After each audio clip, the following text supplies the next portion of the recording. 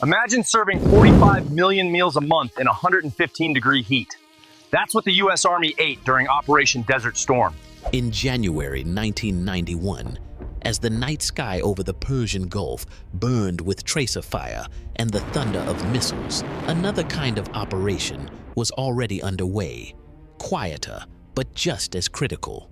While armored divisions crossed the Saudi desert and fighter jets streaked north toward Kuwait, more than 500,000 American troops depended on a second army, one armed not with rifles, but with ladles, fuel burners, and stainless steel trays. This was the logistical front of Operation Desert Storm, the feeding machine behind the war. At its peak, the U.S. military field kitchens in Southwest Asia produced and served nearly 1.5 million meals every single day. Over the course of a single month, that meant more than 45 million meals, planned, prepared, transported, and consumed in one of the harshest environments on Earth. Temperatures above 120 degrees Fahrenheit, wind strong enough to rip tent roofs from their frames, and fine desert sand that infiltrated every crate, pot, and ration pack. But the system held. It was a demonstration of American logistics at its most refined.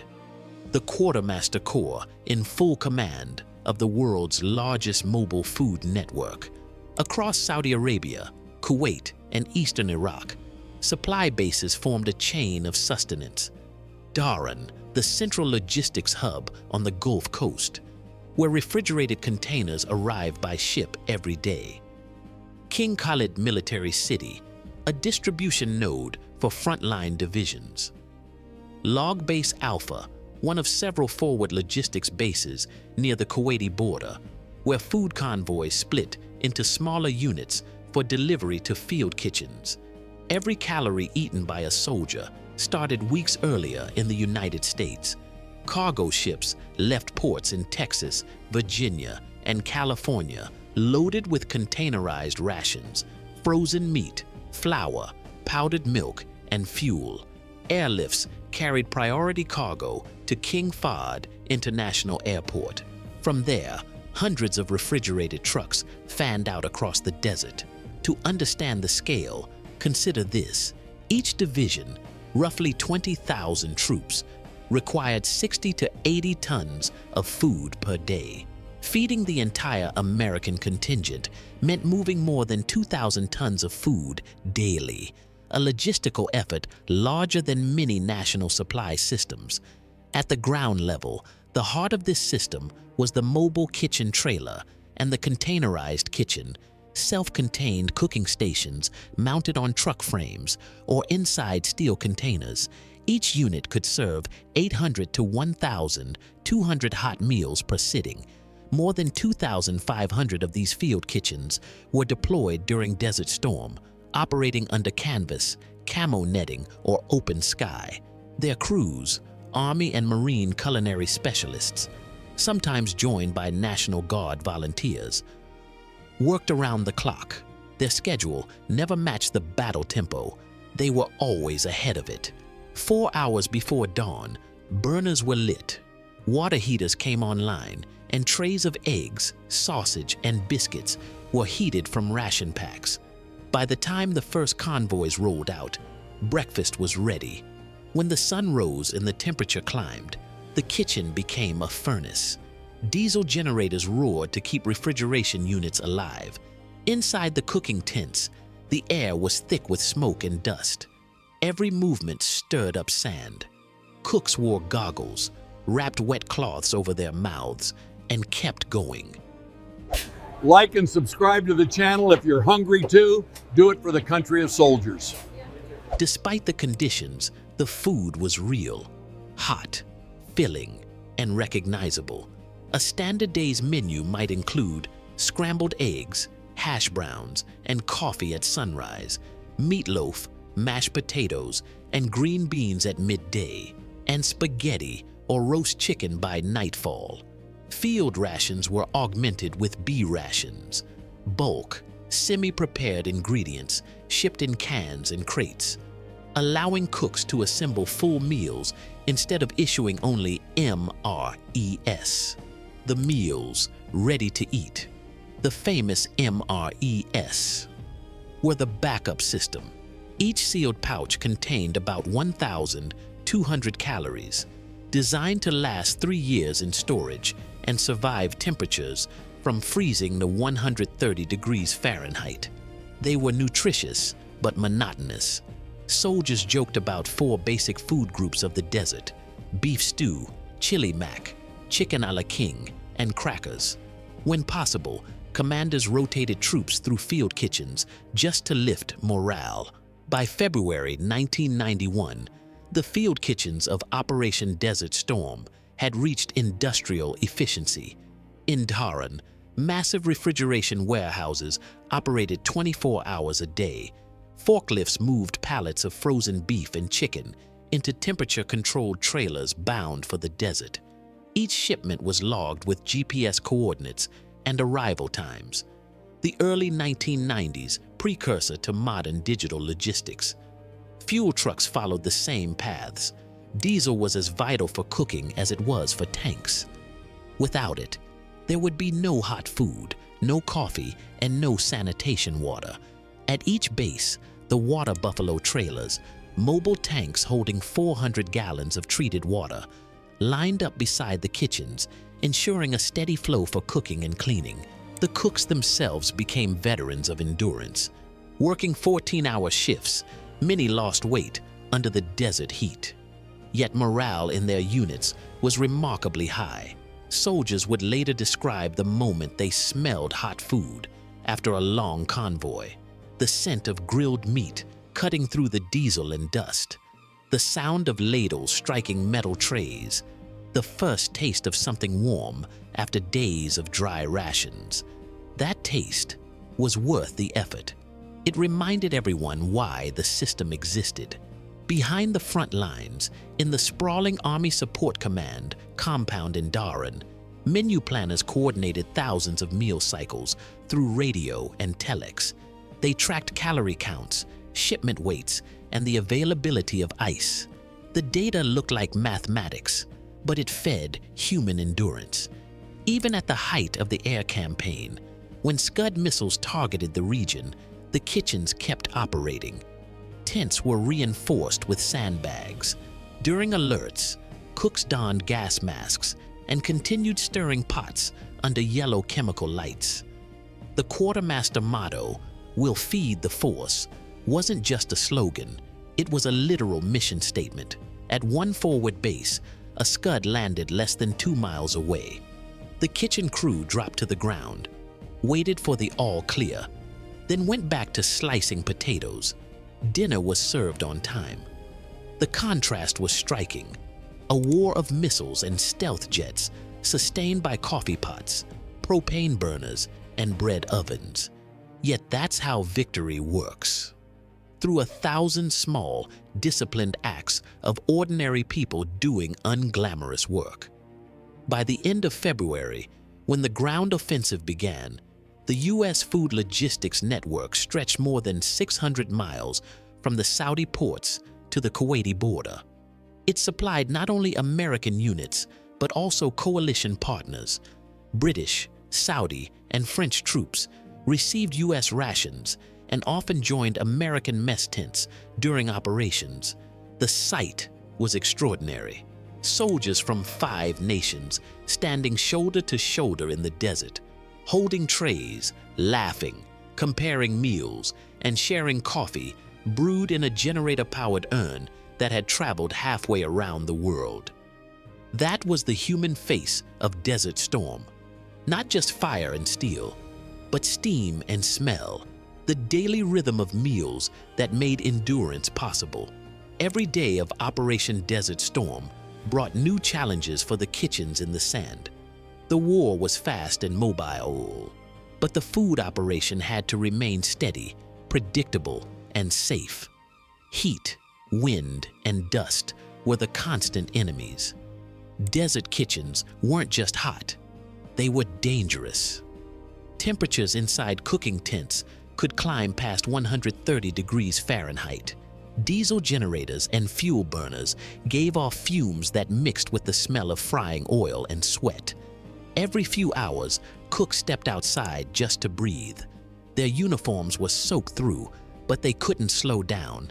The next meal was always only a few hours away.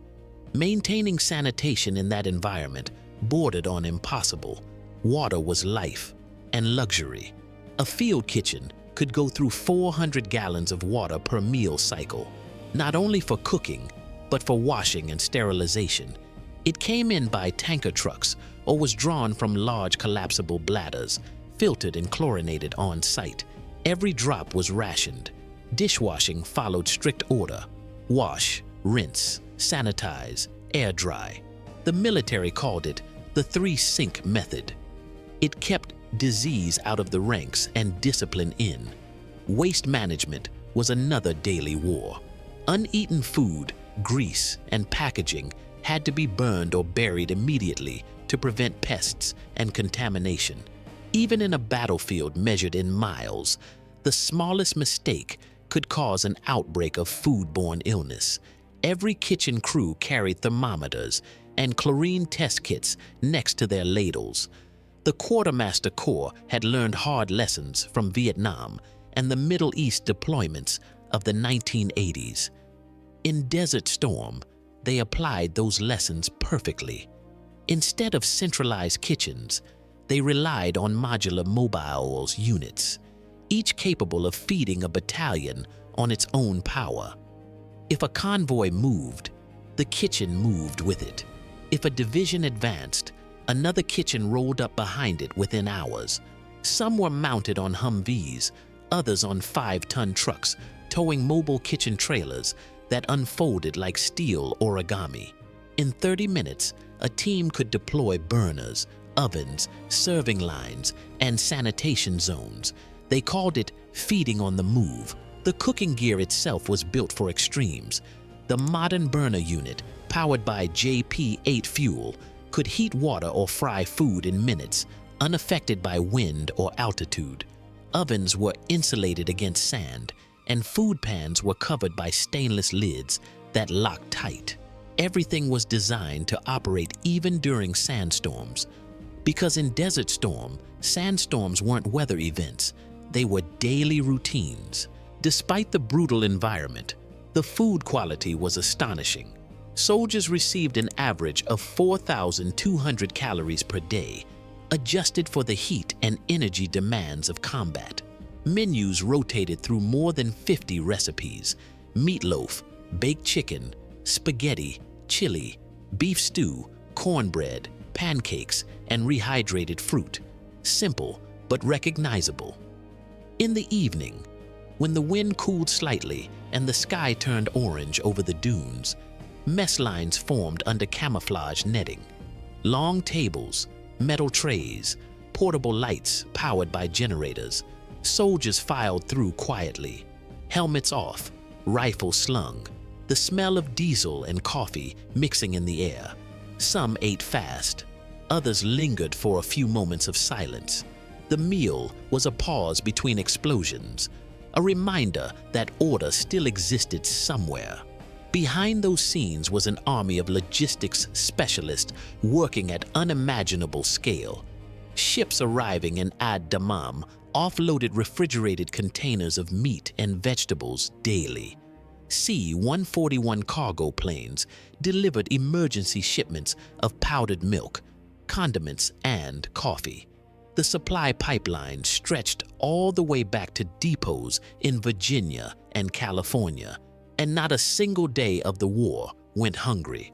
By the final week of February 1991, more than 90,000 tons of food had been distributed across the theater.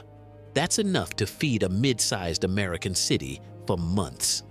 Morale was built in layers, first through leadership, then through mail from home, but always through food. The quartermasters called it warm morale.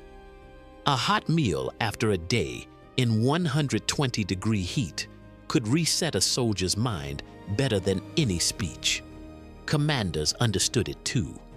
When General Norman Schwarzkopf toured logistics bases near King Khalid Military City, he made a point to stop at a field kitchen. He shook hands with the cooks and said, "You keep this army alive." And they did.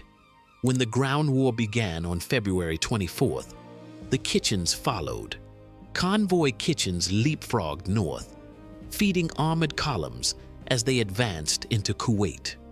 Trucks carrying food and water moved at night to avoid heat and enemy detection.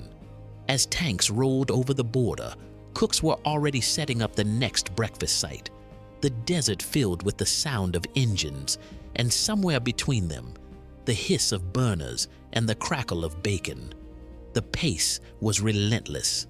Some units served 1,500 meals per sitting, 3 times a day, without refrigeration failures or contamination incidents. In 43 days of combat operations, the system didn't break once. It was a logistical performance on the same level as the air campaign. Precise, adaptive, unstoppable. After the ceasefire, when coalition forces established occupation camps in southern Iraq and northern Saudi Arabia, the kitchens became community centers. Soldiers from different nations shared tables. The British brought their own rations of tea. The French offered coffee, and Americans served chili and pancakes. For the first time, the desert smelled like breakfast instead of diesel. In Dammam, local workers joined the U.S. teams to help with cleanup and restocking. The cooperation left a rare image of war, where people stood together over food, not weapons. When troops rotated home, they carried stories not just of battles and bombardments, but of the cooks who never stopped working, the men and women who sweated over burners while scuds fell in the distance, who turned boxes of supplies into taste and morale. For every medal awarded for bravery, there were dozens of quiet victories behind the serving line. Meals prepared under gas masks, ovens repaired in sandstorms, and coffee brewed in tents, trembling from explosions. Those kitchens never made the headlines, but without them, the victory of Desert Storm would have been impossible. By the end of the campaign, the U.S. military had served more than 60 million meals across the Persian Gulf theater. Every one of them required planning, fuel, manpower, and faith in a system that reached from Kansas wheat fields to Kuwaiti sand. It was the largest mobile feeding operation since World War II, and it proved something fundamental about American power: the ability to move an army halfway across the world, sustain it for months in desert heat, and bring every soldier home fed, strong, and healthy. Long after the guns fell silent, those who served still remember the small things: the taste of cold orange drink after a patrol, the smell of pancakes before sunrise, the cook who stayed up all night because the generator failed, and the laughter echoing through a mess tent in the middle of a war. That was the unseen front line, not of bullets and armor, but of nourishment and will. It was the sound of ladles striking trays, the rhythm of 1.5 million meals a day, the quiet triumph of the people who fed an army in the desert and helped make history possible. If this story gave you a new look at the power behind victory, share it, leave a comment, and subscribe for more untold stories from the backbone of the U.S. military, where discipline meets ingenuity, and even in the middle of a war, the coffee never stops.